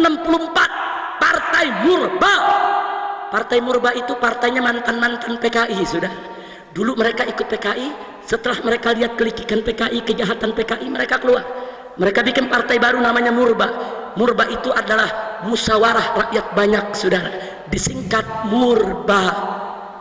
Murba memberitahu kepada Presiden Soekarno, hati-hati angkatan kelima PKI untuk kudeta, untuk berontak, supaya Bung Karno menolak, membatalkan itu program.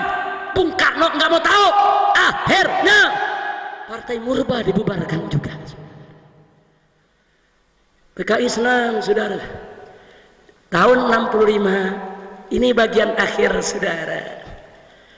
Masuk tahun sebelum tahun 65, saudara. Begitu Masumi dibubarkan, kemudian GPII dibubarkan, Murba dibubarkan, banyak ulama protes, saudara. Tahun 63, 64. Ulama protes rame-rame. PKI tekan Bung Karno, tangkap itu semua kiai yang protes, dan akhirnya kiai-kiai ditangkepi, saudara. Almarhum Buya Hamka ditangkap, Mawardi Nur ditangkap, Kiai Haji Iskandar Soleh ditangkap, saudara. Kiai Haji Yunan Helmi Nasution, pimpinan Al-Wasiliyah, saudara, juga ditangkap, saudara. Hampir 30 kiai di Jakarta semua ditangkap oleh Bung Karno dan dijebloskan ke penjara. Saat itu, saudara, PKI melihat musuh-musuhnya udah bubar. Masumi sudah bubar, GPII sudah bubar, PSI bubar, saudara, Murba bubar, saudara. Kiai-kiai udah banyak ditangkap, saudara. Bagi PKI tinggal satu musuhnya, tentara, saudara. Bagaimana cara menghabisi tentara? Bunuh jenderal-jenderalnya, saudara. Kalau jenderal-jenderalnya dibunuh, tentara akan kucar-kacir berantakan, saudara. Itulah sebabnya di bulan Juli tahun 1965 PKI dengan izin presiden mendatangkan 2000 pemuda dari berbagai daerah kumpul di Jakarta, masuk ke Halim Perdana Kusuma, base campnya. Mereka latihan perang, saudara. Resmi latihan bagaimana lempar granat, bagaimana daripada merakit senjata, bagaimana cara menembak, bagaimana strategi perang, saudara. Ya, ulama protes, kiai protes, NU protes, Muhammadiyah protes, tidak didengar oleh Bung Karno. Saat itu NU dan Muhammadiyah masih mengambil sikap, saudara, arif dan bijak, menasehati presiden. Belum, NU belum marah, saudara, belum. Emang orang kalem kalau marah gawat, saudara. NU belum marah, saudara, masih kalem, masih meneliti, ini ada apa nih di negeri model begini ini. Akhirnya, saudara, tanggal 30 September 7 jenderal diculik dari rumahnya oleh PKI untuk dibunuh. Hanya satu yang selamat, yaitu Jenderal Abdul Haris Nasution. Itu pun anaknya tertembak mati yang berusia 5 tahun, Ade Irma Suryani Nasution, saudara. Yang lain berhasil ditangkap, diseret, dibawa, saudara, ke Halim Perdana Kusuma, disiksa, dibunuh, mayatnya diceburkan dalam lubang buaya, saudara. Setelah itu, saudara, besok paginya Radio Republik Indonesia dikuasai oleh PKI. PKI mengumumkan lewat radio ke seluruh Indonesia bahwa Dewan Jenderal ingin kudeta, ingin menghabisi Soekarno. Kami tangkap, kami lawan, dan kami berhasil. kini yang berkuasa di Indonesia adalah Dewan Revolusi Baru di bawah pimpinan Soekarno. Mereka sengaja pakai nama Soekarno supaya rakyat nggak berontak, saudara, supaya rakyat percaya kalau jenderal-jenderal tadi ingin berontak. Saudara, kalau jenderal-jenderal tadi ingin berontak, mestinya ditangkapnya bukan di rumahnya lagi tidur, saudara, mestinya mereka lagi rapat digerebek, saudara. Licik, pendusta, penipu, saudara. Tapi di hari yang sama tanggal 1 Oktober itu, saudara, Jenderal Abdul Haris Nasution dalam keadaan shock, dalam keadaan luka, kakinya tidak bisa jalan, dia kumpulkan para jenderal yang tersisa, termasuk Sarwo Edi, begitu juga Letjen Soeharto, saudara. Semua mereka kumpulkan, diperintahkan oleh Jenderal Abdul Haris Nasution. Negara harus diselamatkan, negara nggak boleh diambil oleh PKI, ini berbahaya. Akhirnya Soeharto memimpin penyerbuan ke Radio Republik Indonesia, ambil alih, saudara, siarkan ke seluruh Indonesia bahwa kudeta PKI gagal. Sarwo Edi ini adalah mertuanya SBY, saudara. Sarwo Edi saat itu kolonel, memimpin RPKAD, kalau sekarang disebut Kopassus, saudara, membawa pasukan, dia serang itu Halim Perdana Kusuma. Ternyata PKI yang berontak, saudara, banyak oknum angkatan darat, angkatan laut, angkatan udara. Siapa bilang tentara tidak disusupi? Letkol Untung, saudara, yang memimpin G30 PKI dari PKI, saudara, kolonel angkatan darat. Jadi jangan pikir angkatan darat tidak tersusupi, saudara. Hari itu yang kita lawan tentara, saudara. Cakrabirawa, pasukan pengamanan presiden, tentara angkatan darat, mereka yang culik para jenderal. PKI kuat, saudara, dia punya pasukan, dia menyusup kemana-mana. Nah, disitulah, saudara, setelah kejadian itu Allah bukakan hati para kiai kita di NU, saudara. Selama ini kan NU meneliti, ini bagaimana ini kacau balau begini negeri, saudara. Allah bukakan hati para kiai dari Sabang sampai Merauke. Akhirnya para kiai itu menyerukan untuk memprotes PKI. Turunlah Ansor pada tanggal 10 Oktober, saudara. Ansor di setiap kota di tanah Jawa melakukan demo, saudara, di tiap kota meminta supaya PKI dibubarkan, saudara. Karena PKI sudah lewat batas, mereka mengulangi pengkhianatan. Dulu 1948 sudah dimaafkan, sudah dimaklumi, kali ini mereka ulangi lagi, saudara. 10 Oktober NU turun Ansornya, saudara. Lalu apa yang terjadi, saudara? PKI marah melihat NU, PKI marah kepada Banser. Besoknya tahu yang terjadi, saudara, 67 anggota Banser di Banyuwangi mereka undang, mereka ajak makan malam, saudara, mereka racuni. Setelah itu mereka sembelih satu persatu, mereka masukkan ke dalam sumur. Pimpinan Banser, saudara, di Blora, di Jawa Tengah, di Magetan, di mana-mana dicolek, dibunuh. Akhirnya tanggal 13 Oktober, saudara, NU marah, Banser marah, Ansor marah. Terjadi bentrok antara PKI dan Banser di seluruh Indonesia.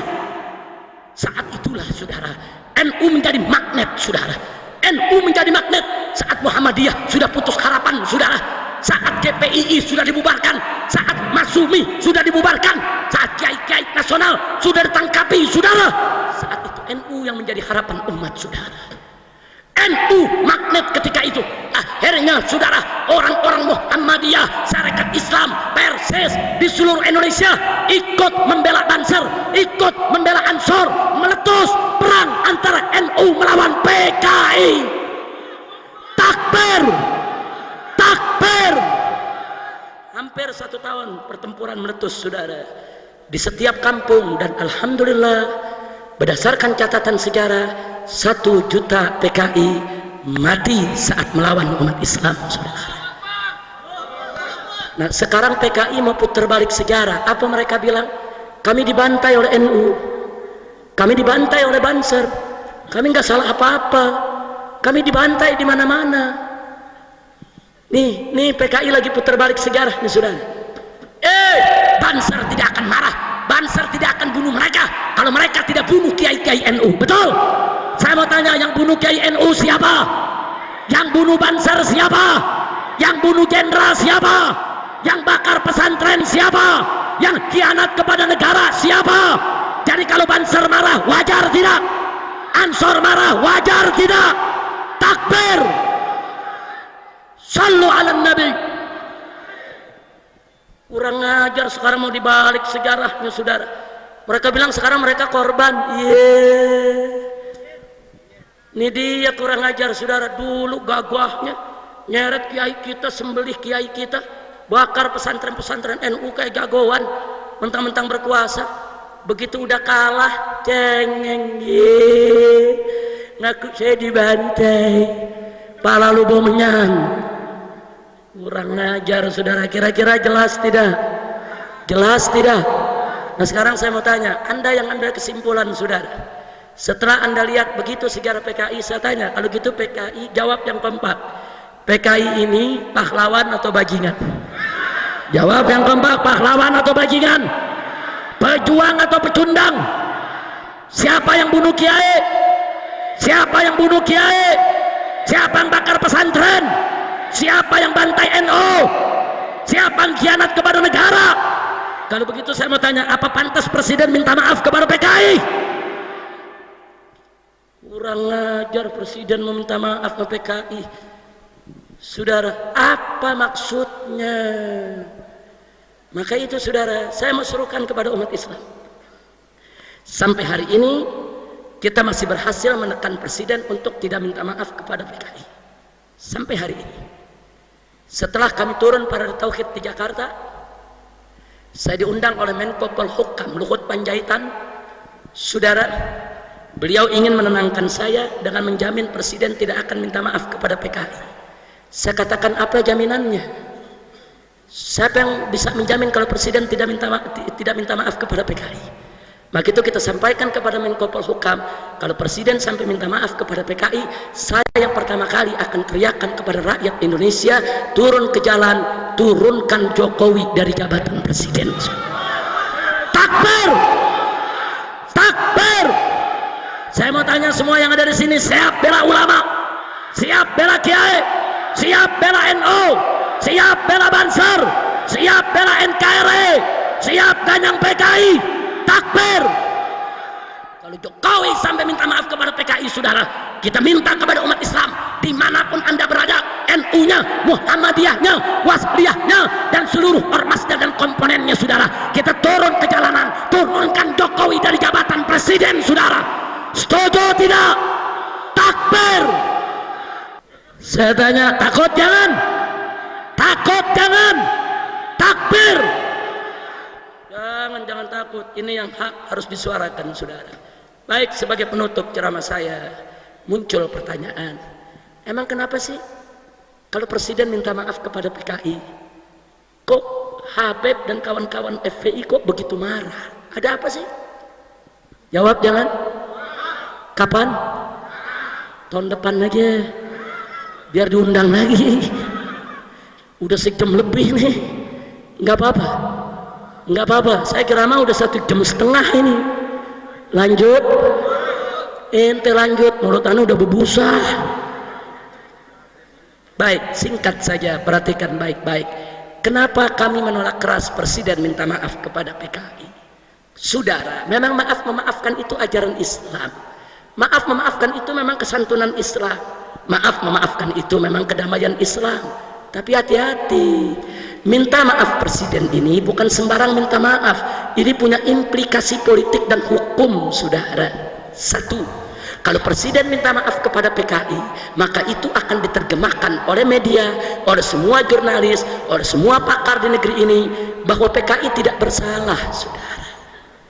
Nah saya mau tanya, kalau PKI nggak salah, berarti yang salah NU, berarti yang salah Banser, berarti yang salah Ansor, berarti yang salah kiai, berarti yang salah pesantren, berarti yang salah tentara, berarti yang salah polisi, berarti yang salah negara. Hati-hati Pak Jokowi minta maaf. Yang kedua, kalau presiden minta maaf kepada PKI, berarti PKI tidak salah. Dengan demikian implikasi hukumnya, PKI berhak mendapatkan rehabilitasi. Apa itu rehabilitasi? Dikembalikan nama baiknya, dipulihkan kembali partainya, dan diserahkan kembali seluruh aset PKI yang pernah disita oleh negara, saudara. PKI mesti resmi berdiri lagi, saudara. berarti pembubaran PKI tidak sah. Berarti TAP MPRS nomor 25 tahun 66 itu semua tidak sah, saudara, alias bohong, penipuan. Hati-hati, presiden melawan keputusan MPR, saudara. Nggak boleh sembarangan, saudara. Nggak sampai di situ. Yang ketiga, saudara, kalau presiden minta maaf kepada PKI, saat ini PKI sudah siapkan tuntutan, dan tolong catat baik-baik, tuntutan PKI sudah masuk ke pengadilan Mahkamah Internasional di Den Haag, saudara. Sejak 3 hari yang lalu sudah masuk ke Mahkamah Internasional, Mahkamah Hak Asasi Manusia, dan mereka minta ganti rugi per anggota PKI 1 miliar rupiah, saudara. Dan catat, anggota PKI di tahun 1965 terdaftar 3 juta orang, saudara. Satu orang harus dapat, baik yang meninggal dunia maupun yang dipenjara maupun yang diawasi di tengah masyarakat, satu orangnya harus dapat 1 miliar. 3 juta kali 1 miliar jumlahnya adalah 3.000 triliun. Bayangkan kalau setiap anggota PKI dapat 1 miliar, yang 500 juta diambil untuk dirinya, yang 500 juta bagi-bagi sama orang kampung di sekitarnya untuk pilih partai PKI. Kira-kira besok menang lagi gak? Jujur, di negara kita ini rakyat yang masih bisa dibeli suaranya banyak tidak? Jujur, banyak tidak? Banyak tidak? Hati-hati, Bapak Presiden meminta maaf kepada PKI. Nggak sampai di situ, saudara. Yang berikut, yang keempat adalah, begitu presiden minta maaf kepada PKI, saudara, dan pengadilan HAM dibuka atas tuntutan PKI, maka berarti, saudara, semua kiai-kiai kita, orang-orang tua kita yang di tahun 65 ikut NU, ikut Ansor, ikut Banser, ikut lawan PKI, mereka semua akan diseret ke pengadilan hak asasi manusia, diseret sebagai penjahat perang, melakukan pelanggaran HAM berat sebab sudah bantai PKI, kurang ajar. Berarti hari ini kiai-kiai kita, sepuh-sepuh kita, kiai di Tebu Ireng, kiai di Jombang sana, kiai di Lirboyo, kiai di Sidagiri, saudara, kiai di Krapyak Jogja, kiai di Rembang, saudara, di mana-mana kiai-kiai NU, saudara, yang hari ini usia mereka sudah 70 tahun. Tanya mereka, dulu tahun 65 mereka komandan Banser, dulu tahun 65 mereka pimpinan cabang ranting daripada GP Ansor, dulu tahun 65 mereka ikut perang melawan PKI, saudara. Kalau ini sampai masuk Mahkamah Internasional, berarti kiai-kiai kita di Rembang, di Tebu Ireng, di Krapyak, di Sidagiri, di mana-mana, saudara, termasuk di Kenggong Probolinggo sana, saudara, semuanya harus menjadi penjahat perang dan dituntut, saudara, sebagai penjahat perang dengan dalih, saudara, melakukan pelanggaran HAM berat, membantai PKI, kurang ajar. Saya jujur mau tanya semua di sini umat Islam, apa Anda rela besok kiai-kiai Anda di pondok-pondok pesantren itu diseret sebagai penjahat perang? Jawab yang kompak, rela tidak? Ridho tidak? Siap bela kiai? Siap bela NU? Takbir! Jadi waktu Kiai Haji Solahuddin Wahid Gus Solah menyatakan, kalau presiden minta maaf kepada PKI, hati NU akan terlukai, itu nggak main-main, saudara. Nggak main-main. Dulu almarhum Kiai Haji Yusuf Hashim tahun 65 itu pimpinannya Banser, saudara, gagah memimpin perlawanan terhadap PKI di mana-mana, saudara. Dan tentara negara ini harus bersyukur kalau hari itu NU tidak melakukan perlawanan terhadap PKI. Siapa yang melawan, saudara? Masumi udah bubar, GPII udah bubar, Muhammadiyah, ulama-ulama kiainya udah ditangkap-tangkepi, saudara. Siapa yang bela negara ini kalau bukan NU, saudara? Siapa yang bela negara ini kalau bukan Ansor, saudara? Kontribusi NU, kontribusi Banser, kontribusi Ansor, saudara, terhadap keselamatan NKRI dari rongrongan PKI tidak bisa dipungkiri, betul? Maka itu saya mau tanya sekali lagi, jadi yang salah NU atau PKI? Kiai atau PKI? Pesantren atau PKI? Ansor atau PKI? Banser atau PKI? Takbir! Saudara, kakek saya dari ibu itu komandan Banser di Tanah Abang Petamburan, saudara. Dulu ditangkap oleh Cakrabirawa dengan tokoh-tokoh NU Betawi, saudara, karena dituduh tidak pro kepada PKI. Ditangkap, saudara, disiksa, dilucuti, saudara, muka sudah tidak kelihatan muka, luka di mana-mana. Cuman Allah selamatkan nyawanya, saudara. Beliau bersama tokoh NU Betawi Haji Matsani dan Haji Muntako, saudara, diseret dari depan rumah oleh Cakra Birawa. Karena dulu Tanah Abang, saudara, sampai Harmoni Kota itu adalah basis PKI di tahun 65, saudara. Nah, jadi artinya, saudara, orang-orang tua kami dulu, kakek-kakek kami, keluarga kami, guru-guru kami, mereka orang-orang NU, mereka orang-orang Banser, mereka orang-orang Ansor. Kami tahu kakek kami berjuang, datuk kami berjuang, warga kami berjuang, guru-guru kami berjuang, kiai kami berjuang. Lalu sekarang presiden ingin minta maaf kepada PKI, terus mereka mau sebut kakek-kakek kami, kiai-kiai kami sebagai penjahat perang. Kurang ajar. Insya Allah, enggak, saya enggak main-main di sini, sudah. Enggak, kalau coba-coba presiden minta maaf kepada PKI, kita akan goyang, kita akan demo setiap hari. Paling tinggi resiko mati, saudara. Mati cuman pindah tempat dari dunia ke akhirat. Wah, pindah tempatnya enak, digotong lagi, sudah. Nggak usah takut mati di jalan Allah, betul? Betul. Begitu saya mau tanya semua di sini, siap bersatu? Umat Islam siap bersatu, siap berjuang, siap bela Allah, siap bela Rasul, siap bela Quran, siap bela Islam, siap bela Kiai, siap bela NU, siap bela Banser, siap bela Ansor, siap bela NKRI. Takbir, sallu ala nabi. Nah, kita mau sampaikan sama tentara dan polisi, makanya sama Habib Mekiai jangan curiga melulu, betul? Dulu tentara kalau nggak ada NU mau kemana? Dipotong lo semua. Nah, jenderalnya udah dipotong, betul? Alhamdulillah ada NU, ada Habib, ada Kiai. Jangan Habib dicurigain, Kiai dicurigain. Jangan, saudara. Besok kalau PKI bangkit, siapa yang bela Anda? Baik-baik sama ulama, baik-baik sama Kiai, baik-baik sama pondok pesantren, betul? Jadi kalau besok PKI bangkit, polisi tentara tidur aja, senjatanya kasih laskar. Jangan kasih Banser istirahat dulu gantian. Biar FPI yang sikat PKI. Setuju tidak? Setuju tidak? Takbir. Kalau ada nanya, dulu FPI kemana? Kan belum lahir. Dulu mana ada FPI, kan belum lahir, betul? Kakek saya komandan Banser, guru saya pengurus NU, saudara. Wah, sampai sekarang FPI pun tetap anak NU, cuman anak bandel. Kerjaannya berkelahi melulu. Sebenarnya gitu doang. Kalau soal akidahnya sama-sama Asy'ari, fikihnya sama-sama Syafi'i, sholawat doyan, tawasul doyan, tabaruk doyan, sama. Cuman ada orang nggak suka kalau kita ini harmonis, betul? Ada orang nggak suka kalau kita akur, betul? Makanya kita mau diadu semua, betul? Maka itu saya mau tanya, siap bersatu, siap berjuang bersama, siap bersaudara. Musuh NU Muhammadiyah atau PKI? Saya mau tanya, musuh NU Muhammadiyah atau PKI? Musuh Banser FPI atau PKI? Takbir. Alhamdulillah. Kira-kira jelas tidak? Paham semua? Nah, jujur, kalau presiden minta maaf kepada PKI, bahaya tidak? Bahaya tidak? Terima atau tolak? Biarkan atau lawan? Siap lawan? Siap jihad lagi? 22 Oktober dijadikan Hari Santri Nasional, betul? Atas permintaan PBNU, betul?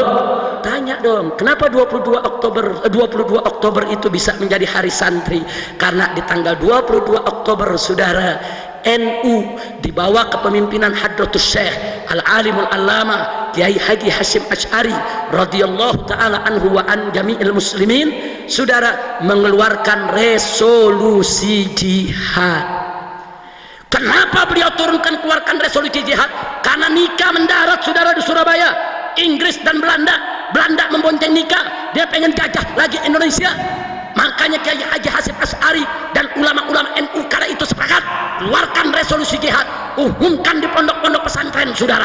Akhirnya, saudara, meledaklah peristiwa 10 November. 10 November, semangat arek-arek Surabaya melawan Inggris, melawan Belanda, sampai jenderal Inggris ikut mati. Karena resolusi jihad yang dikeluarkan NU, saudara. Takbir. Berarti saya tanya, NU jasanya besar tidak? Besar tidak? Besar tidak? Maka itu kita wajib jaga NU, saudara. NU adalah rumah besar Ahlus Sunnah wal Jamaah. NU nggak boleh dikotori sama Syiah, betul? NU nggak boleh dikotori sama Wahabi, betul? NU nggak boleh dikotori sama liberal, saudara, betul? Siap jaga NU, siap bela NU, siap bersihkan NU dari liberal. Takbir. Sallu ala Nabi. NU rumah besar Ahlus Sunnah wal Jamaah, termasuk rumah front pembela Islam, karena front pembela Islam ikut Ahlus Sunnah wal Jamaah.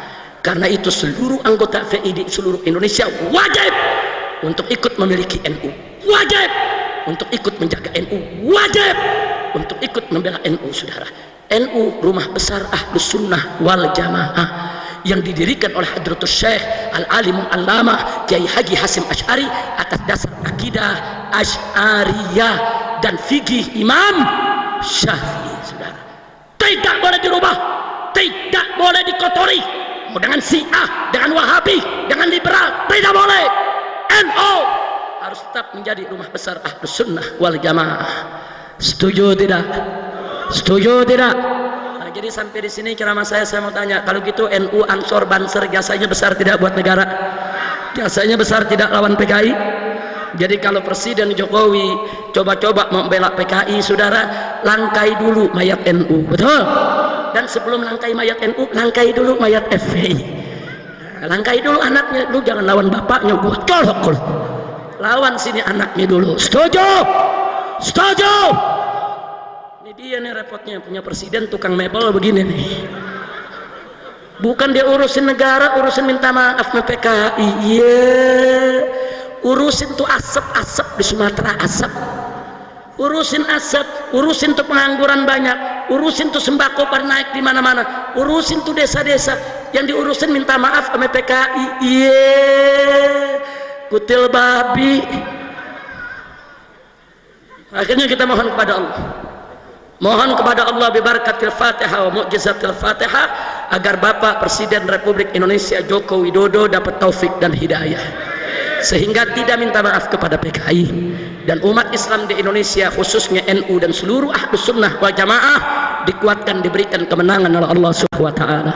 Ala hadhihi niyyah wa likulli niyatin salihah wa ila hadratin nabiyil mustafa sallallahu alaihi wasallam bisirril Fatihah.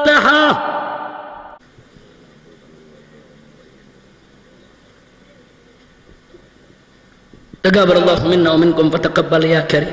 Mudah-mudahan doa kita digabulkan, amin. Jadi sungguh pun kita kritik keras sama presiden, sungguh pun kita protes keras kepada presiden, tetap kita harus doakan kebaikan buat dia. Jangan disumpahin. Kalau kita sumpahin jadi presiden setan, tahu-tahu sumpahan kita diterima, benar-benar jadi setan besok. Nah kalau jadi setan kan rakyat yang susah, betul? Jadi jangan, doain biar jadi presiden yang baik, biar jadi presiden dapat taufik dan hidayah, jangan sampai minta maaf kepada PKI. Nah, maka itu saya mau tanya kesimpulan akhir, saudara, kepada semua yang ada di sini, jawab rame-rame yang kompak. Jadi kalau begitu, PKI itu pahlawan atau bajingan, pejuang atau pecundang? Kalau begitu, apa pantas presiden minta maaf kepada PKI? Pantas tidak? Pantas tidak? Kalau presiden minta maaf kepada PKI, kita terima atau tolak? Biarkan atau lawan? Siap turunkan presiden? Takbir.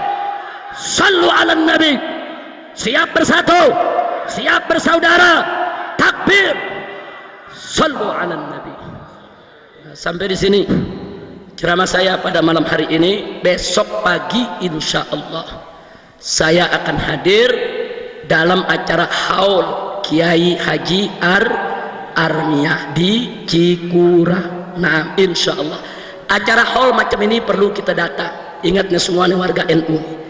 Sebab haul itu, saudara, sebagai bukti tanda cinta kita kepada ulama, sekaligus bentuk terima kasih kita kepada ulama yang telah berjuang mendahului kita, betul? Juga sekaligus sebagai volume silaturahmi antara kita dengan para ulama, betul? Dan sekaligus, saudara, kita bisa ngalap berkah, tabarukan. Kalau Wahabi nggak percaya tabaruk, masa bodoh amat, emang gue pikirin. Kita bukan Wahabi, betul? Betul? Datang tabarukan sudah. Saya datang besok dengan tujuan untuk tabaruk, dan ini merupakan salah satu ciri daripada Ahlus Sunnah wal Jamaah. Hanya Ahlus Sunnah yang punya haul, hanya Ahlus Sunnah yang memeriahkan haul para ulamanya. Kenapa? Karena mereka cinta kepada ulama, cinta kepada kiai, tahu berterima kasih kepada para pendahulunya. Dan Kiai Haji Armia selama hidupnya, beliau adalah pendidik, beliau adalah guru, beliau adalah pejuang, beliau adalah benteng Ahlus Sunnah wal Jamaah. Mudah-mudahan besok kita bisa ketemu lagi. Amin. Siap hadir, siap datang, takbir. Nah, di sini saya ucapkan terima kasih kepada GP Ansor yang menjadi panitia, para banser yang luar biasa menjaga dengan begitu tertib. Begitu juga kepada NU-nya, fatayatnya, muslimatnya, dan teristimewa untuk Ustadz Saifullah yang telah menjadi wasilah. Begitu juga kepada Bapak Bupati, yaitu Ki Entus yang sudah memberikan dukungan, termasuk Ibu Wakil Bupati, yaitu Nyai Hajah Ummi Azizah yang telah luar biasa mengikuti acara sampai selesai. Nah, mudah-mudahan Tegal ini Allah jadikan Madinatan Thayyibah, Madinatan Salihah, Madinatan Aminatan Mutmainnah, Madinatan Mubarakah. Amin ya Rabbal Alamin. Kalau dulu Tegal pernah direbut oleh PKI, maka ke depan tidak boleh lagi ada kata Tegal direbut oleh musuh Islam. Betul? Siap jaga Tegal, siap bela Tegal, takbir. Dan terima kasih kepada kiai-kiai yang lainnya. Terima kasih kepada anggota dewannya juga hadir di sini. Jazakumullahu khairal jaza. Dan terima kasih kepada para habaib. Di sini saya lihat tadi ada Habib Agil Al-Attas, ada Habib Hamid Al-Attas, dan habaib yang lain yang tidak saya sebutkan satu persatu, tapi mereka adalah kerabat saya, mereka adalah keluarga saya. Mudah-mudahan para habaib dan kiai di Tegal akan selalu bersatu. Amin. Amin ya Rabbal Alamin. Jangan mau diadu domba dengan siapapun. Mudah-mudahan Allah memberikan kemenangan kepada kita. Nah, itu saja yang bisa saya sampaikan. Dan akhirnya saya ingin umumkan, insya Allah tanggal 23 Desember, malam 24 Desember, Front Pembela Islam akan menggelar, yaitu Maulid Akbar Nabi Muhammad SAW, yaitu di Jalan Raya Petamburan, markas Front Pembela Islam. Saudara, sekaligus untuk menyatakan sikap secara nasional bahwa kami, saudara, akan menolak bentuk minta maaf dalam bentuk apapun yang disampaikan oleh negara kepada PKI. Jadi menolak PKI bagi kami adalah harga mati. Nah, Anda yang kebetulan tinggal di Jakarta atau saat itu ada di Jakarta, atau yang punya kesempatan untuk ke Jakarta, silakan untuk hadir dalam acara kami nanti, yaitu jatuhnya Rabu, malam Kamis, dari mulai ba'da Isya sampai selesai, akan dihadiri oleh para habaib, para ulama dari luar maupun dalam negeri, dari Sabang hingga Merauke. Mudah-mudahan diberkahi oleh Allah Subhanahu wa taala.